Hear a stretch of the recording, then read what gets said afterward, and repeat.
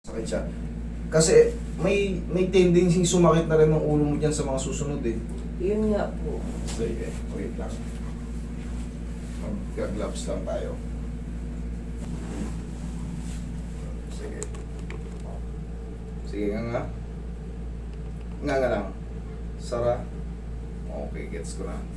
Sige nga. Ngangang malaki. Dandan sara. Isa pa, one more. Ngangang malaki. Sige. Sara, you. Okay, dyan lang muna. Sara lang bibig ha. Magaan lang, maluwag na siya eh.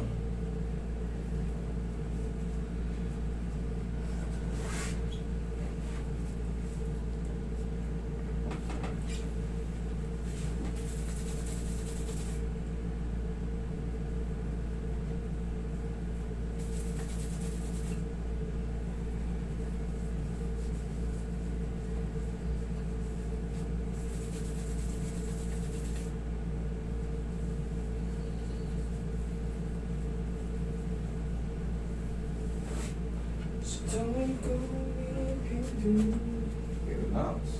Huwag mo lalabanan na. Yan, sa pag. Relax lang. Relax lang. Ngayon, kumikap tayo ng ganito. Sabayan tayo. Ganito ka. Okay, laki. Okay, laki. Sara. Okay, thank you. O ngayon, normal lang nga. Normal lang nga. Sara. Okay? Palagi natin tatandaan, lahat ng nagka-problema sa jaw, pag naayos, ganito na tayo ihikab. Lalo sa babae, syempre, normal naman sa inyo, parang may poise kayo ihikab pag maraming tao. Idiin nyo to. Ngayon, syempre, madalas tayo pag hapon o gabi na, antok na tayo, so di pa tayo makatulog. Hikab tayo ng hikab, doon tayo madadali. Thank me later, believe me. No?